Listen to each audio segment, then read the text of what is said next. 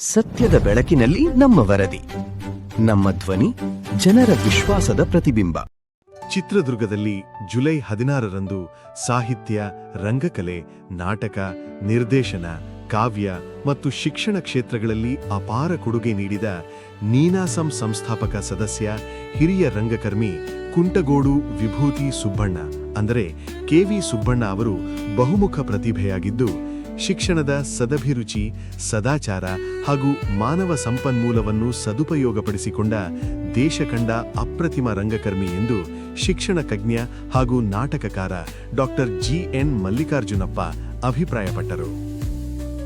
ನಗರದ ಶ್ರೀ ಸಿದ್ದರಾಮೇಶ್ವರ ವಸತಿ ಪ್ರೌಢಶಾಲಾ ವಿದ್ಯಾರ್ಥಿ ನಿಲಯದ ಆವರಣದಲ್ಲಿ ರಂಗಸೌರಭ ಕಲಾಸಂಘ ಹಾಗೂ ಕನ್ನಡ ಮತ್ತು ಸಂಸ್ಕೃತಿ ನಿರ್ದೇಶನಾಲಯ ಬೆಂಗಳೂರು ಇವರ ಸಂಯುಕ್ತ ಆಶ್ರಯದಲ್ಲಿ ಹಮ್ಮಿಕೊಂಡಿದ್ದ ಕೆ.ವಿ. ಸುಬ್ಬಣ್ಣ ಸ್ಮರಣೋತ್ಸವದ ಅಂಗವಾಗಿ ನಡೆದ ಕನ್ನಡ ಗೀತಗಾಯನ ತರಬೇತಿ ಕಾರ್ಯಾಗಾರ ಹಾಗೂ ಉಪನ್ಯಾಸ ಕಾರ್ಯಕ್ರಮವನ್ನು ಉದ್ಘಾಟಿಸಿ ಅವರು ಮಾತನಾಡಿದರು. ಪರಿಣಾಮಕಾರಿ ರಂಗಭೂಮಿಯನ್ನು ಸಂವಹನ ಮಾಧ್ಯಮವನ್ನಾಗಿ ರೂಪಿಸಿದ ಕೀರ್ತಿ ಕೆ.ವಿ. ಸುಬ್ಬಣ್ಣ ಅವರಿಗೆ ಸಲ್ಲುತ್ತದೆ.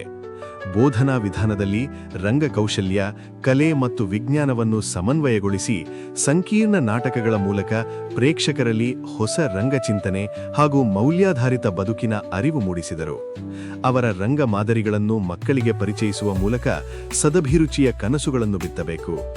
ಸಮೂಹ ಮಾಧ್ಯಮ ಹಾಗೂ ರಂಗಭೂಮಿಯ ವಿವಿಧ ಆಯಾಮಗಳನ್ನು ಬೋಧನೆ ಮತ್ತು ಅನ್ವೇಷಣೆಯ ಮಾದರಿಯಲ್ಲಿ ಅಳವಡಿಸಿಕೊಂಡರೆ ಕಲಿಕಾ ಪ್ರಕ್ರಿಯೆ ಇನ್ನಷ್ಟು ಪರಿಣಾಮಕಾರಿಯಾಗುತ್ತದೆ ಎಂದು ಹೇಳಿದರು. ಇದೇ ಕಾರ್ಯಕ್ರಮದಲ್ಲಿ ಹಿರಿಯ ಪತ್ರಕರ್ತ ಎಂ.ಎನ್. ಯೋಗೀಶ್ ಅವರು ಕೆ.ವಿ. ಸುಬ್ಬಣ್ಣ ಬದುಕು ಬರಹ ಕುರಿತು ಉಪನ್ಯಾಸ ನೀಡಿ, ರಂಗಭೂಮಿ ಸಮಾಜದ ಕೈಗನ್ನಡಿಯಾಗಿದ್ದು ನೀನಾಸಂ ನಾಟಕಗಳು ಸಮಾಜವನ್ನು ಪ್ರತಿನಿಧಿಸುತ್ತವೆ ಎಂದು ಹೇಳಿದರು. ಶಿವಮೊಗ್ಗ ಜಿಲ್ಲೆಯ ಸಾಗರ ತಾಲೂಕಿನ ಸಮೀಪದ ಹೆಗ್ಗೋಡಿನಲ್ಲಿ ಸ್ನೇಹಿತರೊಂದಿಗೆ ಕೆ.ವಿ. ಸುಬ್ಬಣ್ಣ ಸ್ಥಾಪಿಸಿದ ನೀನಾಸಂ ಇಂದು ರಾಷ್ಟ್ರೀಯ ಹಾಗೂ ಅಂತಾರಾಷ್ಟ್ರೀಯ ಮಟ್ಟದಲ್ಲಿ ರಂಗಭೂಮಿಗೆ ವಿಶಿಷ್ಟ ಸ್ಥಾನ ತಂದುಕೊಟ್ಟಿದೆ. ಸಾಕ್ಷಿ, ನೀನಾಸಂ ಮಾತುಕತೆ ಪತ್ರಿಕೆ ಹಾಗೂ ಅಕ್ಷರ ಪ್ರಕಾಶನದ ಮೂಲಕ ಮೌಲ್ಯಾಧಾರಿತ ಪುಸ್ತಕಗಳನ್ನು ಪ್ರಕಟಿಸುತ್ತಿದ್ದು, ಗಾಂಧಿ ತತ್ವದ ಆಧಾರದಲ್ಲಿ ಹೆಗ್ಗೋಡನ್ನು ಕಾರ್ಯಕ್ಷೇತ್ರವನ್ನಾಗಿ ಮಾಡಿಕೊಂಡು ಜ್ಞಾನ, ಕನಸು ಮತ್ತು ಸಮಾಜದ ಬದುಕಿನೊಂದಿಗೆ ರಂಗಭೂಮಿಯನ್ನು ಅನುಸಂಧಾನ ಮಾಡುತ್ತಿದೆ ಎಂದರು. 1949ರಲ್ಲಿ ಆರಂಭವಾದ ನೀನಾಸಂ ರಂಗಶಿಕ್ಷಣ, ತಿರುಗಾಟ, ಸಂಸ್ಕೃತಿ ಶಿಬಿರ, ರಸಗ್ರಹಣ ಚಲನಚಿತ್ರೋತ್ಸವ ಸೇರಿದಂತೆ ಹಲವು ಸೃಜನಾತ್ಮಕ ಕಾರ್ಯಗಳಿಂದ ದೇಶದ ಗಮನ ಸೆಳೆದಿದೆ. ರಂಗಭೂಮಿಯ ಬೃಹತ್ ವಿಶ್ವವಿದ್ಯಾಲಯವಾಗಿ ಬೆಳೆದಿರುವ ನೀನಾಸಂನಿಂದ ತರಬೇತಿ ಪಡೆದ ಅನೇಕ ರಂಗಕರ್ಮಿಗಳು ದೇಶಾದ್ಯಂತ ತಮ್ಮ ಪ್ರತಿಭೆಯನ್ನು ಮೆರೆದಿದ್ದಾರೆ ಎಂದು ತಿಳಿಸಿದರು. ಕಾರ್ಯಕ್ರಮದ ಅಧ್ಯಕ್ಷತೆಯನ್ನು ಮುಖ್ಯ ಶಿಕ್ಷಕ ಆನಂದ್ ತಳವಾರ್ ವಹಿಸಿದ್ದರು.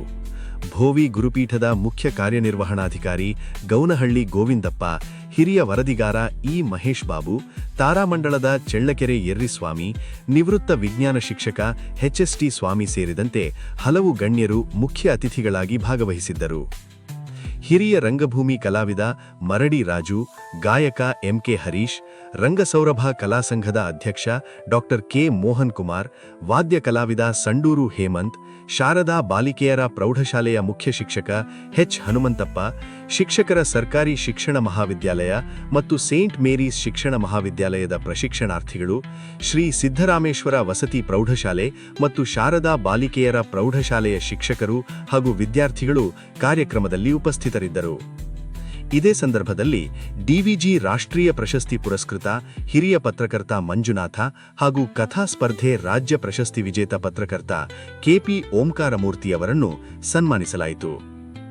ನೀನಾಸಂ ಪದವೀಧರ ಹಾಗೂ ರಂಗ ನಿರ್ದೇಶಕ ಕೆ.ಪಿ.ಎಂ. ಗಣೇಶಯ್ಯ ಅವರು ಸಂಪನ್ಮೂಲ ವ್ಯಕ್ತಿಯಾಗಿ ಭಾಗವಹಿಸಿ ಸರ್ಕಾರ ನಿಗದಿಪಡಿಸಿರುವ ಧ್ವನಿ ಸಂಗೀತ ಸಂಯೋಜನೆಯ ನಾಡಗೀತೆ, ರೈತಗೀತೆ, ರಾಷ್ಟ್ರಗೀತೆ, ವಂದೇ ಮಾತರಂ ಮತ್ತು ಧ್ವಜಗೀತೆಗಳನ್ನು ಶ್ರೀ ಸಿದ್ದರಾಮೇಶ್ವರ ವಸತಿ ಪ್ರೌಢಶಾಲೆ ಮತ್ತು ಶಾರದಾ ಬಾಲಿಕೆಯರ ಪ್ರೌಢಶಾಲೆಯ ವಿದ್ಯಾರ್ಥಿಗಳಿಗೆ ತರಬೇತಿ ನೀಡಿದರು. ಸಿ ಟೌನ್ ನ್ಯೂಸ್ಗೆ ನಿಮ್ಮ ಸಹಕಾರ ಇರಲಿ. ವರದಿ ಪ್ರೇಮ್. ಧನ್ಯವಾದಗಳು.